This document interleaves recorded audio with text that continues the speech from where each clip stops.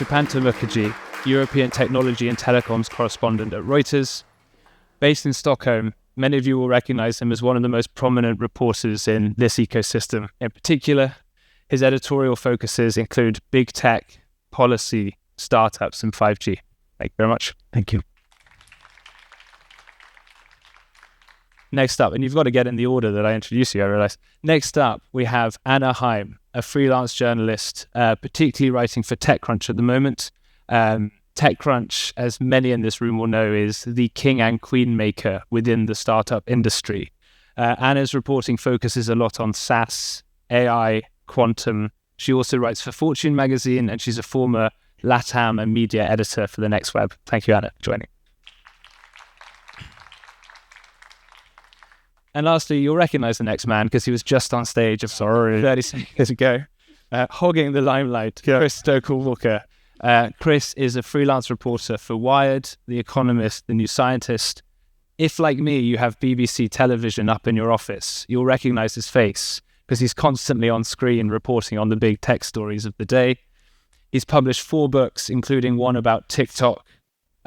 Because he's written a book about TikTok, he's probably had a quiet few weeks in terms of his line of work. Thank you very much, everyone, for joining me today. Thank you. I think I wanted to start this by just giving the audience a flavor of your journalism, because I think that's a logical place to start. Supantha, maybe we can start with you. What's a piece you've published recently, and what drew you to that? Couple of months back, I was just talking to, I was at a conference. I was talking to one company. A couple of men kind of attracted me. It's called Invisible Tech. I didn't know much about them. So I just, introduced myself, talking to them. And then he says, we employ 5,000 people. I said, doing what? And they said we make AI smarter. And 2,000 of them actually are contracted to OpenAI.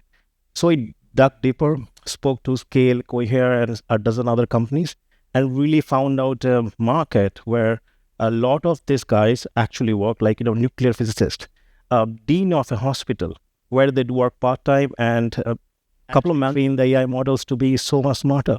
And we wrote the story, and it got quite a viral and picked up a lot of places. And even Y Combinator, they hold a debate on that, how things are changing, and people are actually getting much more paid.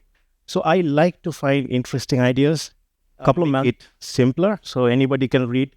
We have a Reuters thing couple of not use many jargons so that your dad or a grandmother can read and understand that. So I try to simplify that kind of deep tech things and write it in a long form piece. If your grandmother can understand it. My dad does. Yeah. No. Yeah, great. Also, guys, I might bring you closer, actually. I don't know. Yeah, sure. Straw wall. I don't know if you had a fight outside. Anna, how about you? What's something you've written recently? Well, it's a much smaller company, but I think the part that resonates is also explaining stuff that sounds complex. So it's an AI company I covered that's called .txt, really small team out of France. And I think I liked it because it's a small team. It shows that you don't need huge funding to make it in AI. And also what they do is to make AI actually usable in an enterprise context. And I think it's going to be key because a lot of things we hear from actually CTOs is that they can't implement it because it doesn't really integrate into the workflow, and that company is nailing that. So I thought that was quite interesting. And the other thing I liked about it is that it reflects the trend of the rise of the so-called PhD entrepreneurs.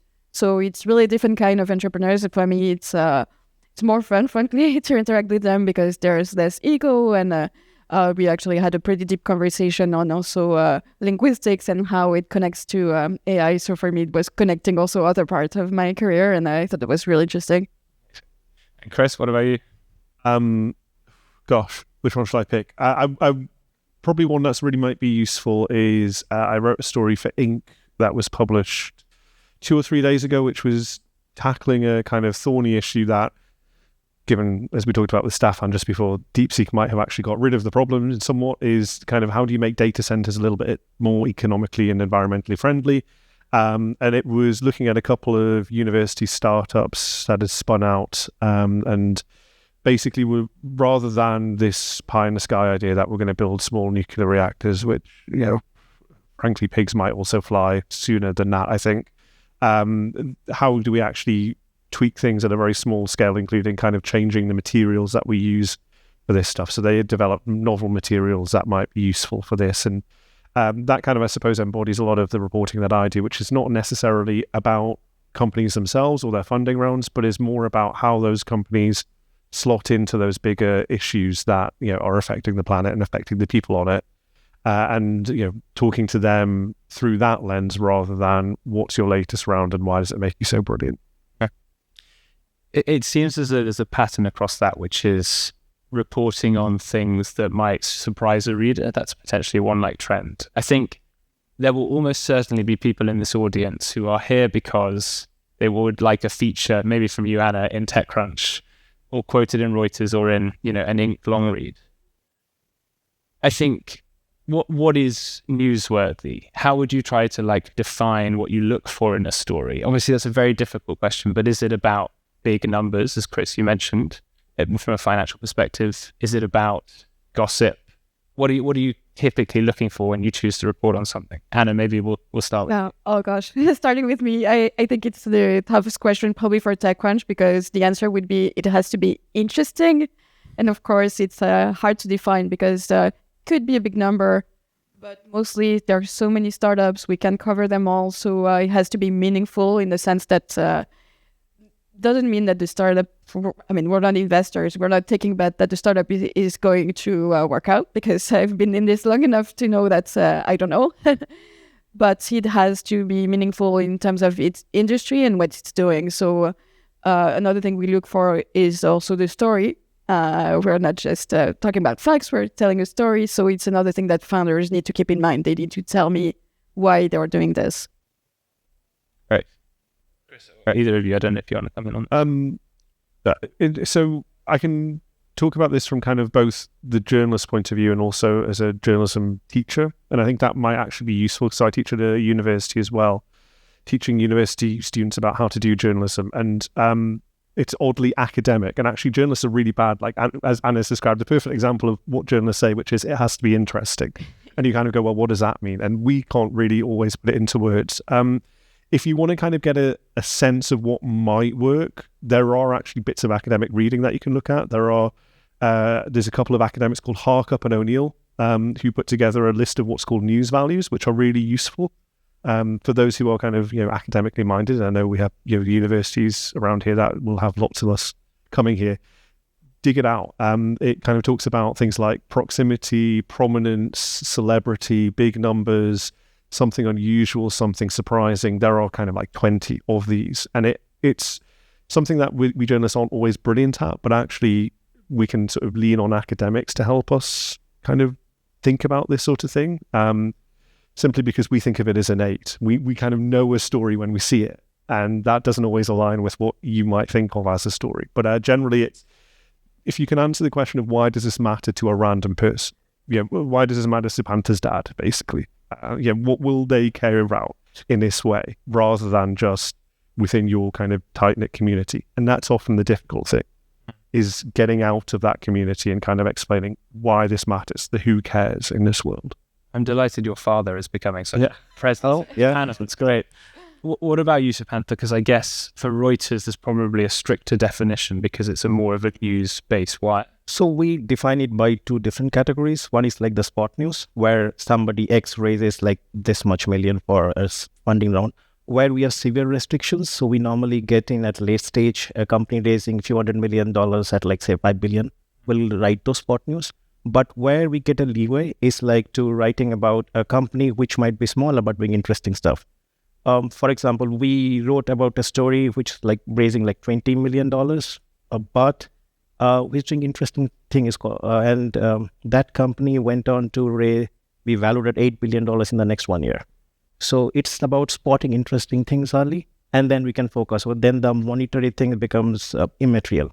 It's what, as Anna says, how interesting the company is doing something new.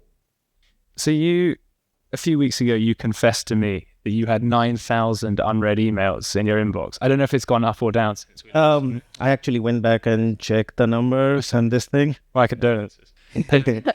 And this is the thing. Unread is like 18,243. So that, okay. Yeah. I've got that feat, Yeah. but that's separate. Like you all doing it. You obviously mentioned that was like a 20 million funding story. So that's not conventionally something you'd cover, No. but it has to cut through and it has to be interesting. Yeah. I mean, how did they cut through the noise of 9,000 emails? Do they use PR support to do it? And how would you recommend, for people in this room, they can grab your attention given you've got so much information coming to you all the time? So how I work is like based on like the relationships. If I have worked with someone before who might be representing a company or something interesting, they know what I can do, what my restrictions are, and what I would be interested in. So that allows it to filter and come up like, hey, Supantha, this is something you might be interested in. A few weeks ago, Work with them and say them, hey, this might not work, or hey, this is interesting, let's do something about it. And my criteria is if I had to find interesting, then I have to convince my editor whether it will get a sign up. We have multiple level of editing thing, and a few weeks when ago, I write a story, I have to explain why we are writing this and not that. So that kind of, if I know the process well, I've been with Reuters for about 2 decades. a few weeks ago, Kind of know what the editors want. So I try to be as open as with the person I'm working on. That doesn't really work if there's a cold burst of mail sent to like every other journalist. Mostly it will be ignored. And how does that conversation with an editor go? Because that's sort of the black box of journalism that people don't really know. Are you calling them up? Are you pleading to write a piece? Like, what's the dynamic with it? No, basically, my boss is in New York. He is a global industry editor. He has like oversight of the entire world. If I have to catch him, I have to find something that I know he's interested in X, Y, and Z. He looks for this. So I will try to do that through my lens and see, would that pass it? Then before pitching to it, I kind of write like a half of the story and say, does it make it interesting? Would my boss agree to it? And he might just say like, I don't like it, make it interesting or drop it. Or maybe, talk to a few more CEOs, try to make it a more analytical story. But it can come from that one small company. Yeah, really interesting. Anna, how about you? How can people get your attention? I'm worried you're going to get 100 pitches up. No, I shouldn't say that, but I'm lucky because I don't have an email at techcrunch.com. So when people take a guess, they don't get it. So I'm not too flooded with email. I'm still a bit concerned with AI, frankly, because we get a lot more emails these days. But same as Supantha, I mean, it's mostly relationships. There are a few people I know I need to pay attention to. So it helps get to the top of my inbox if I met you at a conference, for instance. And the other thing I wanted to say is that we are talking a lot about numbers, but I just wanted to emphasize, and also in the sense of being newsworthy, it's something important to keep in mind as a founder, that you need to think of ways to make news along the way that are not just your funding rounds, because you're not going to have that many of that. So it could be having a report, having something to say that's local, just thinking of a range of stories you can tell. I think that's super important. So I wanted to ask that. Yeah, and being creative, I guess, in what you distribute to the media. Yeah. How about you, Chris? I know none of you have mentioned PR people, maybe for my sins. Yeah, the PR people are good. I think, but the PR people are really good. But I think, oddly, I'm going to come to the defense of PR people, which is something that I often actually don't do, which is I think that PR people get it unfairly from both sides. I think we often get bombarded with 9,000 or however many emails we get, and we think, well, this is not relevant to me. And often I feel like that is PR people not necessarily always being as well briefed by the founders that they represent or the company executives that they represent as we might hope. And I think it comes back to a little bit of what Anna was saying in terms of you need to be honest about the news value of what you're actually trying to get your PR to pitch. Because ultimately it doesn't benefit anybody if your email is just email 9001 of the dross that fills up our inboxes. And truthfully, a lot of it is dross. I'm not saying anybody in this room sends dross, but a lot of people do. And you just kind of go, well, I'm never going to read that, so I don't. So it's about thinking, actually, yes, this thing matters importantly to me. The fact that I've raised a funding round is hugely important. It's brilliant for me. It's exciting. But what is the broader impact? What is the thing that makes it interesting? And Anna talked about kind of how do I add value to a journalist's story? And it often comes by looking at what is happening in the world. So engaging with the publications, engaging, frankly, also with just the news cycle, seeing what's happening. If you have a valuable opinion on what's happening in DeepSeek right now, then you could probably walk into a TV studio and talk to anybody. you can probably get quoted in a story. If you're trying on a day where DeepSeek is, wiping, $1 billion off, $1 trillion off the stock market, I always get confused with those because just the numbers seem ridiculously astronomical.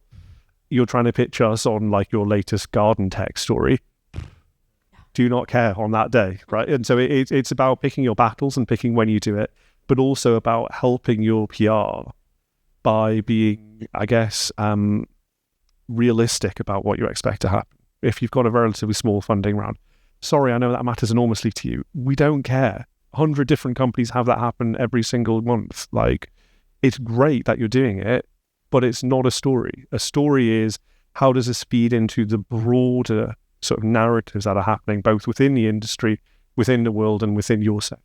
I can see Anna nodding with agreement. Yeah, no, I was just going to say, of the people I mentioned that get my attention, definitely some of them are PRs, because I know they sent me good story before and they read my stuff, so I trust them. So yeah.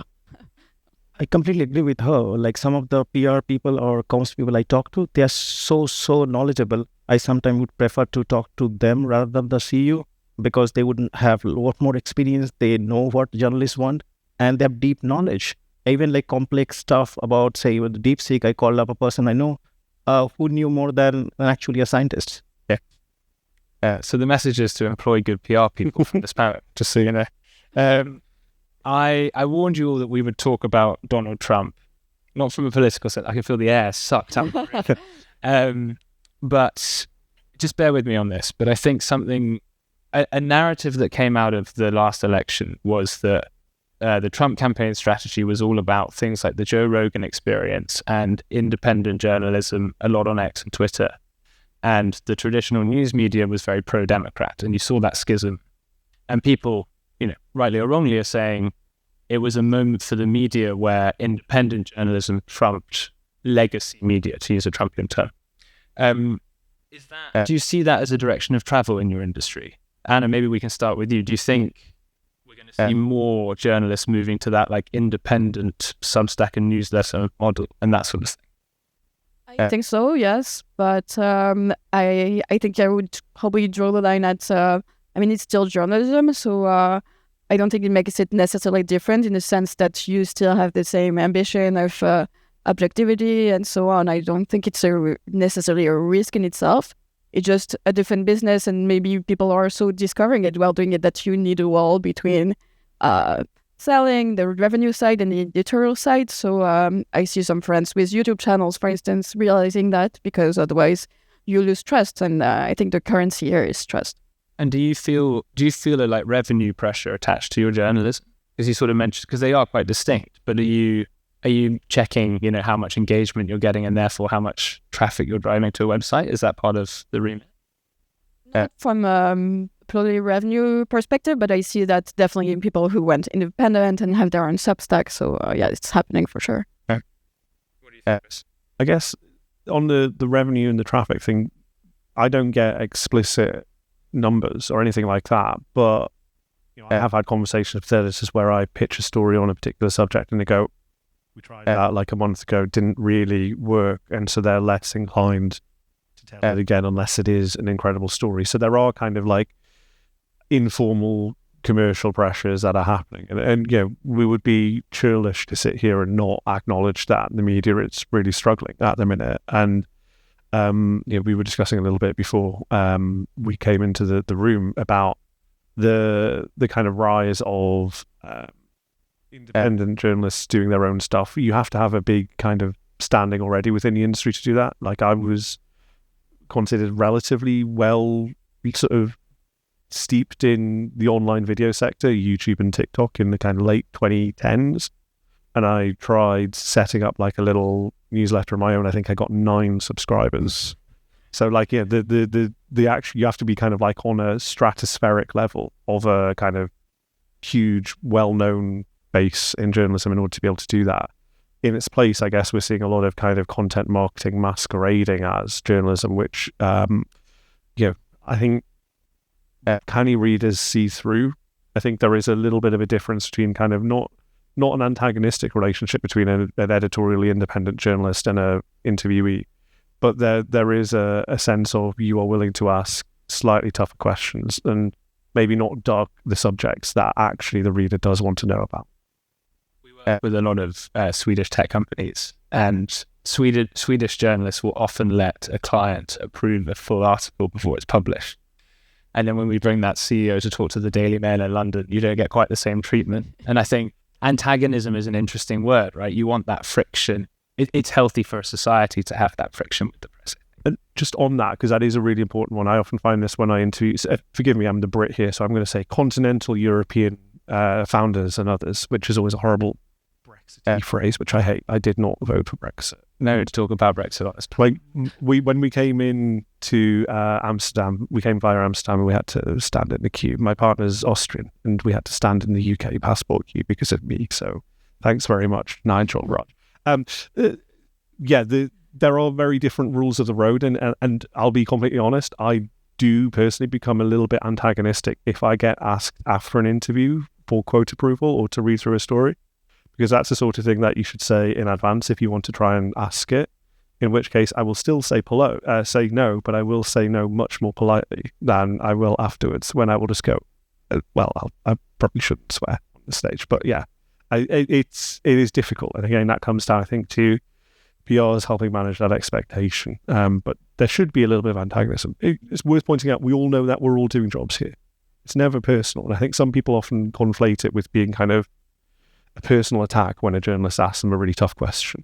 It's not. And people, PRs, we have difficult conversations with PRs as well. And as long as you know that each side has their own goals out of this interaction, and you can kind of meet at a happy medium that doesn't please anybody, but at least doesn't displease all of you, then that is a way forwards. And I think you lose an awful lot, not just in terms of, but you lose a lot in terms of the value of your own company if you're unable to kind of withstand that criticism a little bit. Supantha, how do you feel about it? I guess you're based in Sweden, so you have some of those like media cultural norms, but it's an international audience. How does that work? What kind of difference? Because I don't cover much Swedish companies, but my initial brush was they were very worried talking to journalists, because seems like in Sweden, like there is no off-record thing, everything is on record, so that was the new thing. But on the concept of what Chris was saying, that if I take money from you and I write about you, my voice will be softer. My writing will be more venerated rather than being antagonistic. That becomes a problem. And that's where, like in our company, we are not allowed to take gifts. We do not take junkets. We do not take anything. So pretty much, so that allows us to be tougher. And our revenue generating side and content producing side, completely Chinese world. So a salesperson do not have any access to us, or we do not have access to them. So that's the part how we work pretty much. And my expectation would be within a bigger organization like Reuters, there's that Chinese wall between editorial and revenue. Whereas if you're an independent journalist, if you just have a newsletter, you're a bit more susceptible to, not bribery, but not a million miles away from bribery, right, in terms of that relationship. Absolutely. One thing that differentiates Reuters with, say, other media agencies, like we are not dependent on ad revenue. A lot of if you know our actual money come from stock markets and with the investors and all those stuff. So that means we do not need to be really worried about we are writing anything negative about any company which might be a customer of ours. We actually write negative stuff about our own company. So that's like that works quite a bit. And so that kind of allows us to see it objectively. And we are always, if you opinion out of the story, it's like who said, what said, back it up data. So no bias. That's what we strive to. Do you sometimes wish you could get more opinions in there? Oh, absolutely. I would love to have more opinion about various stuff I see, but we are not allowed to. Yeah. In the last few minutes, it would be remiss of us not to talk about AI, I think, because every panel in 2025 has to talk about AI. Something that yesterday on the Trust panel, which was around defense and defense technology, is they spent an awful lot of time talking about killer robots, which was quite a sort of apocalyptic phrase. And it got me thinking that robot journalists is more terrifying than killer robots in a sense. Maybe you disagree with that. This last part of the conversation, lots of different directions, but maybe to start off, can AI do the job of a journalist? And do you think that's on the horizon? And then if you secondarily, how do you think about the role of AI in the work that you do? And I don't know if you want to start. If you I guess I would say not yet, because that would be probably presumptuous of me to know that you will never be able to do it. But at the moment, it's just not the quality we're aiming for. We can see through it. And the other part is not just the writing, it's finding stories. And again, knowing what's interesting is so it's more based on we know it when we see it, and it's really hard for a bot to do that. When I see people producing content, the hardest part is to know what's interesting. Like, you attended the conference, what are you going to remember from that talk? AI can do a recap. I know a company is doing that, but finding the tidbits that's really a story, that's still a human talent.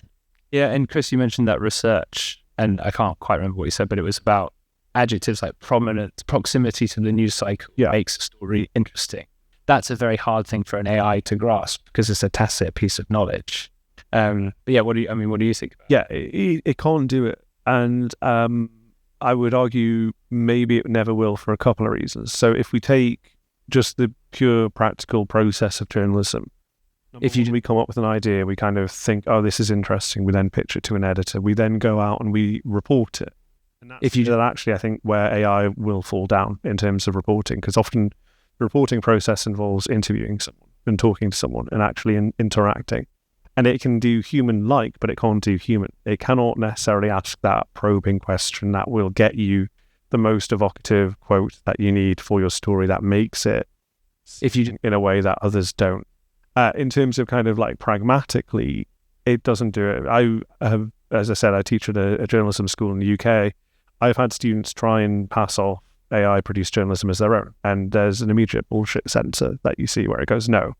Because for whatever reason, journalism is an art, not a science. So Anna talked about finding kind of the top line of our story, the key thing that happens out of this panel. Three of us would have three very different top lines, I imagine, just because actually journalism is an art, not a science. It's not something that you can we have structures that you can follow relatively easily, but actually there is a little bit of kind of individual judgment in there that everybody has different. And so I find that, generative AI would struggle to do that. And I have looked at, whether it can do that and tried to get it to identify top lines, and it just can't. Like, it doesn't have that, I think, just because of the training data. What are the telltale signs for your bullshit detector then? Well, for this one in particular was that the person just created people that did not exist. Which was ridiculous. But there is journalism writing is often very quite boring and very structural. It's said, added, explained at most, usually for a news report. It throws in weird, adverbs and things like that. And just generally, it doesn't pick the most interesting stuff and present it in the order that a journalist would. I teach students for 3 years. And actually, we can get them the core basics, but they don't become proper journalists until about 5 years in, because actually it's through repetition and practice, which I know might sound like AI can do that, but it can't. There's a weird kind of like mystical, magical element in there. It's like, you have to throw in like a little bit of potion that you just kind of, it clicks and you know how to do it, which is why we struggle so much to explain on things like this, how to do it well. If you just got an intangibility to it. I like that, art, not a science, is a good line. What about you? Any thought? I think that both AI and humans can work together. There will be absolutely some AI integration for editing, photo editing, providing real-time comparison. But I see AI takeover journalism is harder unless, they are sending androids to interview people. Unless that happens, well, there will be still some kind of collaboration. But some AI tool to tidy up your email inbox is probably on the horizon. Absolutely. But until they wouldn't understand the nuance or read between the lines, so they can just clean out everything. Then I miss your mail. So yeah, exactly. Anything else that people would want to add on that? My pet peeve with AI is that each try, especially with the pitches, it's like, you just wrote about this, you should write about this again, and that's not how it works. Actually, I'm a lot less likely to write about something I just... You've just written about this. Can you add my company to your article? Yeah. My company's doing the same thing. Please don't pitch Anna what she's just written about last week after this. Perfect. Well, we're running out of time now. So I just wanted to thank all our panelists. I feel like we probably had another hour in that conversation, which is always a good sign. Thank you all for coming to talk to us panel as well.